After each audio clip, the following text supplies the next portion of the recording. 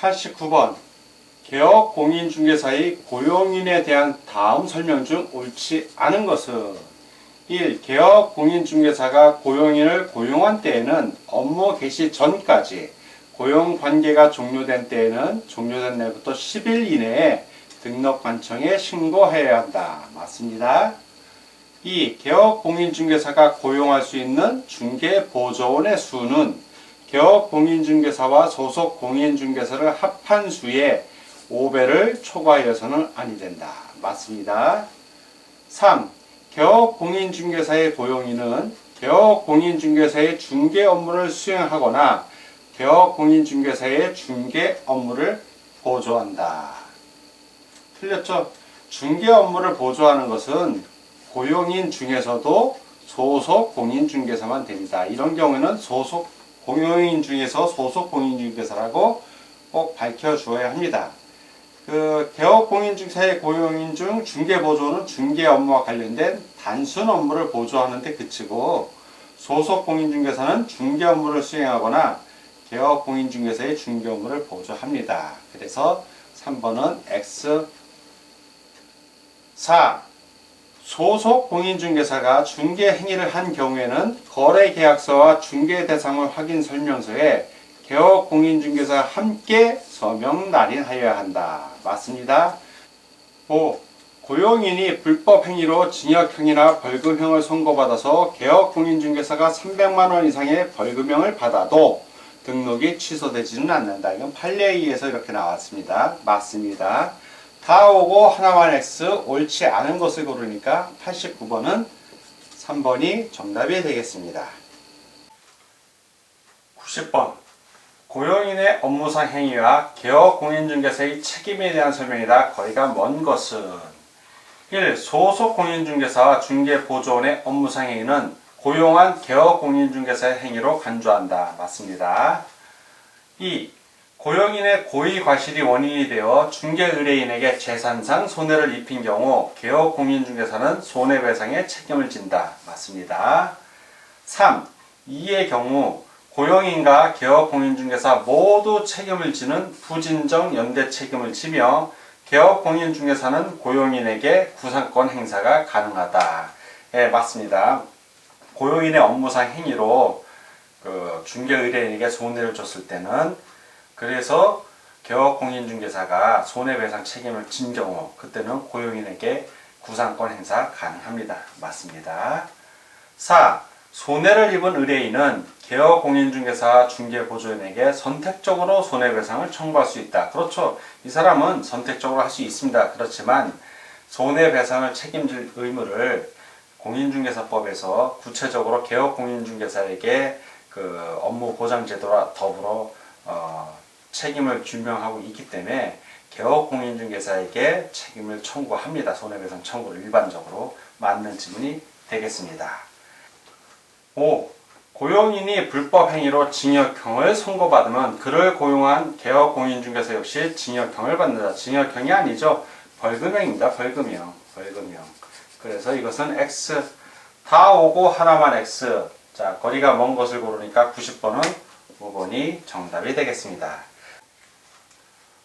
91번 개업 공인중개사의 고용인에 관한 다음 설명 중 옳은 것은 1. 중개보조원은 개업 공인중개사의 중개 업무를 보조하는 자로서 고용관계 종료 시 개업 공인중개사는 7일 이내에 등록관청에 신고하여야 한다. 자, 이건 7일이 아니라 10일입니다. 10일. 자, 이 중개 업무를 보조하는데 단순한 업무를 보조하는 겁니다. X. 2번 법인인 개업 공인중개사의 대표는 공인중개사이어야 하며 임원 또는 사원의 3분의 1 이상이 공인중개사이어야 한다. 예, 이건 맞는 지문입니다. 정확하게. 3번 소속 공인중개사는 중개 업무를 수행하거나 개업 공인중개사의 중개 업무를 보조하며 소속 공인중개사가 중개 행위를 한 경우 거래계약서와 중개대상물 확인 설명서에 개업 공인중개사가 서명 및 날인한 때에는 그의 서명 및 날인을 생략할 수 있다. 없죠.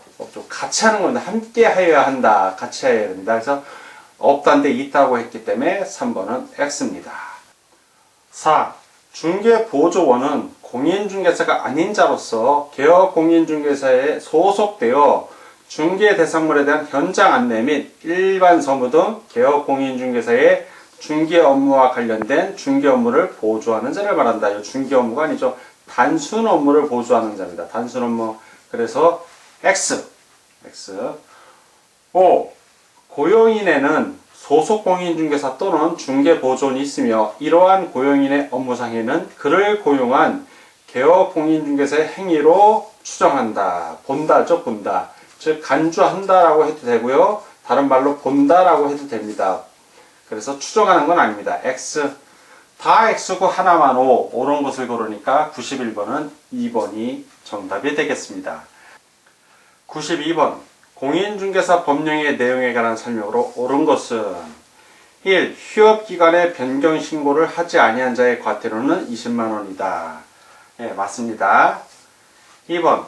김포시에 주된 사무소가 있는 법인인 개업공인중개사 갑은 공주시에 분사무소를 두려면 공주시에 신고를 해야 한다.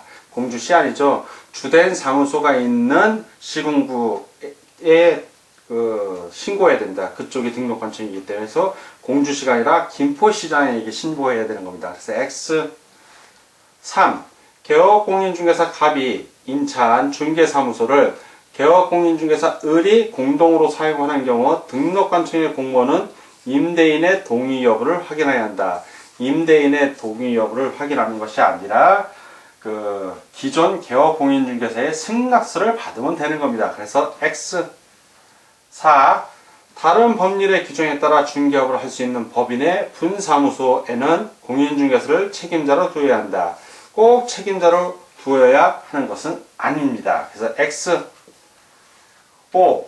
외국인은 공인중개사 자격을 취득하였더라도 국내에 중개업 개설 등록을 할 수 없다. 없다 아니죠. 이건 있습니다. 외국인도 할 수 있습니다. 있는데 없다고 했으니까 X.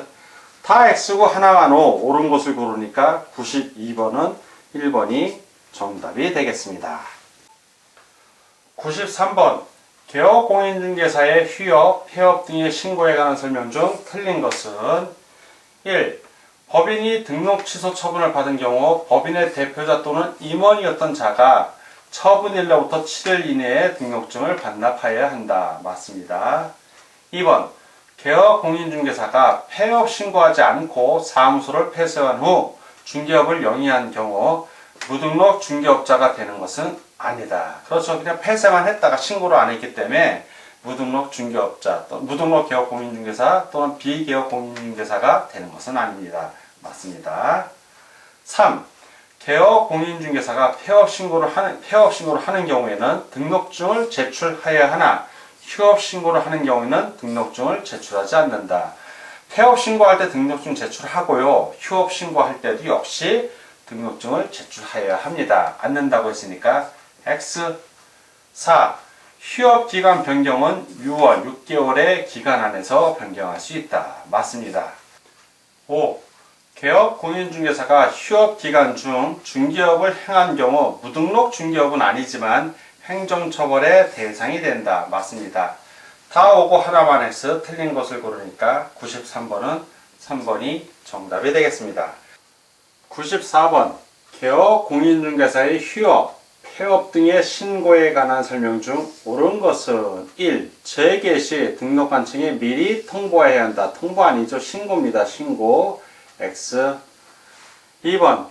휴업기간 중에는 사무소의 폐업, 재개, 이전 등이 가능하나 업무 정지 기간 중에는 폐업이나 사무소 이전이 불가하다. 불가하지 않습니다. 가능하다입니다. 가능하다. 그래서 X. 3. 업무 정지 기간 중 폐업 후 다시 개설 등록 시 폐업 신고 전에 개업공인중개사의 지위를 승계하지 않는다. 승계하지 않는다가 아니라 승계한답니다. 승계한다. 그래서 X. 4. 특별한 사유 없이 6개월을 초과하는 휴업 시 임의적 등록 취소 사유에 해당하여 업무 정지 처분을 받을 수 있다. 맞습니다. 5. 폐업 신고 전에 위반 행위에 대한 행정처분이 업무 정지에 해당하는 경우로서 폐업기간이 6개월을 초과한 재등록 개업 공인중개사에게는 행정처분을 할 수 없다. 6개월이 아니라 1년입니다. 1년을 초과했을 때 없는 거고 6개월에는 행정처분할 수 있습니다. 그래서 X, 다 X고 하나만 O, 옳은 것을 고르니까 94번은 4번이 정답이 되겠습니다. 95번 업무 개시에 관한 설명 중 가장 올바른 것은 1. 중개사무소 개설 등록 신청사는 등록 처분의 통지를 받으면 업무를 개시할 수 있다. 아니죠. 등록증 교부받고 순서가 등록증 교부받고 또 뭐 해야 되죠? 인장 등록을 해야 됩니다. 인장 등록. 그리고 나서 뭐 한다? 그리고 나서 여기서 말한 업무 개시에 들어가는 겁니다. 자, 근데 등록 처분 통지 받고 업무를 개시할 수 있다? 없다죠. 두 번째, 중개사무소 개설 등록 신청자는 등록증을 교부받으면 업무를 개시할 수 있다. 아니죠. 인장 등록해야 됩니다. 원칙을 말하는 거니까요. 3. 중개사무소 개설 등록 신청자는 등록증을 교부받고, 등록증 교부받고 인장 등록을 한 후 업무를 개시해야 한다. 제대로 설명하고 있죠. 3번에서 4번 중개사무소 개설 등록 신청자는 보증 설정을 마치면 업무를 개시할 수 있다. 보증 설정은 등록증 교부받기 전에 공무원이 확인하는 사항입니다. 보증 설정한 걸 확인한 후에 등록증을 교부해요. 그러니까 업무 개시할 수 있는 요건 중에 하나이지만 보증 설정 마쳤다고 바로 업무 개시할 수 있는 건 아닙니다. 5번 중개사무소 개설 등록 신청자는 등록증을 교부받으면 언제든지 언제 이런 말 하면 거의 틀린 거죠. 교부받고 인장 등록한 후에 업무를 개시할 수 있는 겁니다. 틀렸죠. 다 X고 하나만 O, 올바른 것을 고르는 거니까 95번은 3번이 정답이 되겠습니다. 96번 중개업의 휴업과 폐업에 관한 설명 중 옳은 것은 1. 징집으로 인한 입영의 경우에는 6개월을 초과하여 휴업할 수 있다. 맞습니다. 2번 휴업과 폐업의 신고는 전자문서에 의하여 할 수 있다. 할 수 없답니다. X. 3. 중개법인의 분사무소는 주사무소와 별도로 휴업할 수 없다. 휴업할 수 있습니다. X. 4. 휴업기간 중에는 중개사무소를 이전할 수 없다. 이전할 수 있죠. X. 5. 개업공인중개사가 사망한 때에는 그 개업공인중개사와 세대를 같이 하고 있는 자가 등록관청에 폐업신고를 해야 한다. 할 필요 없습니다. 이 규정은 법이 개정될 때 폐지된 규정입니다. 그래서 X. 다 X고 하나만 O, 옳은 것을 고르니까 96번은 1번이 정답이 되겠습니다.